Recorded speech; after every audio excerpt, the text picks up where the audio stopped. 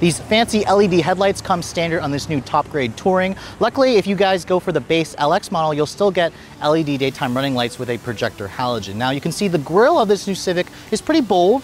It's more in your face, it's much more premium, and you can credit this premium look to the overall proportions of this car. Honda did lower the car about an inch.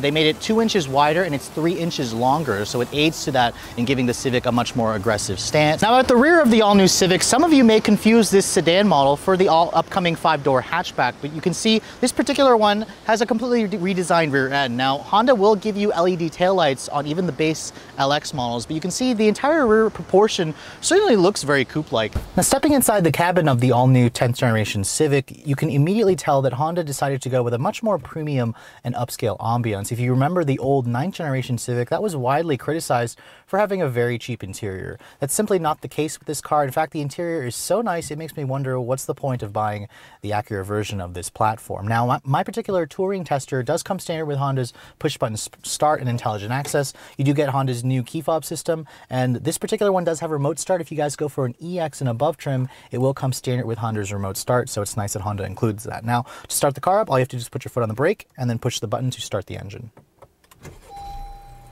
And you can hear the engine is very quiet, it's very refined. This is the 1.5 liter turbocharged 4-cylinder, and in typical Honda fashion, it's very rev happy, it's very smooth, it's very free revving. We'll get out on the test drive and I'll show you guys how this new turbocharged engine drives. Now, looking at the rest of this interior, you can see the materials are very nice. The dashboard is comprised of an all soft touch material here on the upper and the lower portion here with some faux stitching. Everything in here, even though this is a pre-production model, it fits pretty well, surprisingly. So I'll be eager to see what a full production model will look like. Now, the door panels right here are also soft touch with a nice soft feeling graining. The windows are automatic up down for the passenger front passenger and the driver window, so it's nice that Honda gives that to you. Now looking at the steering wheel, it's a new steering wheel design. It's a 3-spoke wheel. The leather on here feels very high quality. It feels like they basically took the steering wheel off of an Acura product, so it feels really good in your hands. The leather wrapped wheel of course will come on the EXLs and up trims. The instrument panel gauges, this is another area where Honda completely changed the overall style. The 8th and 9th gen Civic had that 2-tier dash that some people either loved or they hated. Honda has gotten rid of that. They've gone with a more traditional layout. This Touring model that I'm showing you has a full LCD screen for the speedo and the tach. The lower trims will have an analog tach with the smaller LCD screen, but the fact that they give you a digital speedo still kind of shows reminiscence of the digital 2-tier dash, but those of you who prefer this more traditional layout are going to like that. Now, looking at the rest of the center console here, this 7-inch display audio touchscreen is basically the centerpiece. This is Honda's newer head unit. You can see Honda's going away from that 2-tier screen that they show in Acuras and the current generation Accord. This is basically similar to what I've showed you guys in the all-new Pilot. Now this does have Honda's new Apple CarPlay and Android Auto. It basically works similarly to that Chevrolet Tahoe that I showed you, where if you plug the phone into the USB port down here or via the Bluetooth connection, it'll graph your Apple's smartphone's apps and homepage onto the screen, and then Siri will be directly accessed through the voice commands here. Now, looking at the touchscreen, it's a pretty responsive touchscreen. It does work similarly to a tablet, so you can pinch, you can zoom, you can swipe, you have your traditional apps, navigation, phone, audio. This particular Touring model has a 10-speaker, 450-watt audio system, so Honda says that's one of the best systems in the class. Overall, I think it sounds pretty good. Not as good, of course, as what you're going to find in an Acura ELS system, but it sounds much better than the previous premium audio systems that Honda used to offer. Looking at the rest of the center console here, there's a new electronic parking brake that's standard on every model. It does include a auto brake hold function, so when you're at a stoplight, the car will hold the brakes for you and you don't actually have to keep continuing to step on the brake until you step on the accelerator pedal. Now, my particular tester does have a CVT transmission. It's the only transmission on the 1.5T, so if you guys go for the turbo, you're stuck with the CVT.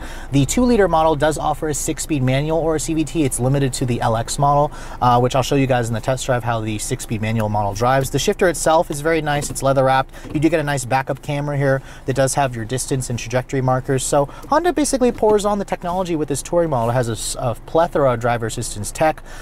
Now, stepping inside the rear seat of the Civic, this is an area where the Civic typically didn't have class-leading legroom, and you can see with that stretch in the overall length, about 3 inches, Honda has really upped the amount of legroom back here. It's very Accord-like, and shutting the door It's a pretty nice environment. You can see there's plenty of legroom. Now, I'm only 5'7". I'm not particularly tall. This is where I'd have the seat to drive, but I have enough room back here to basically cross my legs, so I wouldn't hesitate to sit back here on longer trips. Now, under the hood of this all-new Civic, it's actually got two completely new powertrains. Now, this particular touring model that I'm showing you has the engine you're probably most interested in. It's the first application of a turbocharged direct injection engine in the Civic lineup. Now, this is the company's new 1.5 liter turbocharged direct injection double overhead cam 4-cylinder. Now, it does not have Honda's iVTEC variable valve timing technology, but it does have what they call VTC.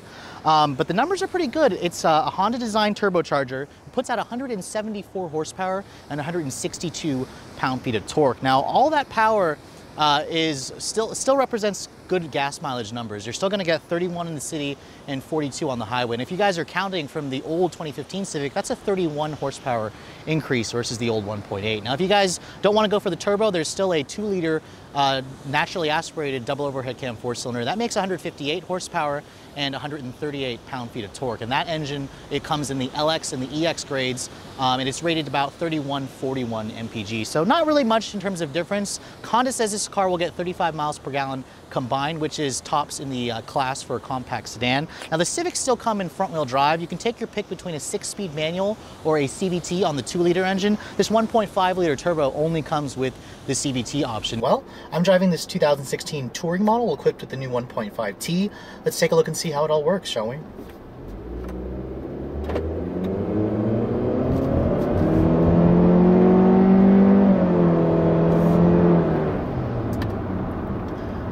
This turbocharged Civic has one thing that you're going to notice immediately the moment you drive the car. It has a lot of low-end torque, and that's not something that Honda Civics are known for. I mean, this 1.5 turbo engine makes 162 pound-feet of torque at 1800 RPM all the way up to 5500 RPM. And one thing that Honda definitely stressed with this all-new one was refinement. They targeted the Audi A3 in terms of premium sophistication. They wanted to make this car a much more elevated, high-end compact car just to appeal to a more professional buyer.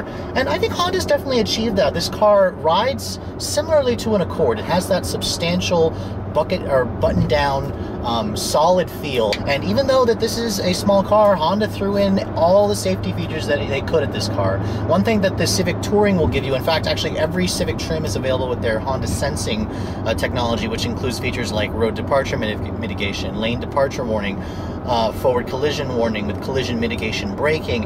And then this touring model also has the Honda Adaptive Cruise Control with the low speed follow. Now, that's a feature that they typically reserved for Acuras, and Honda's thrown it into this new Civic, where this car will actually come to a full stop in traffic and start back up again. And when you combine that with the road departure mitigation and the lane keeping assist, this car will practically steer itself. You can see here it will actually steer the wheel and keep itself in the lane from the camera and the laser sensors in the front. So that is just unheard of. It's a first in the class of this compact segment, and it's just amazing to me, at least, that Honda would throw that technology in here. It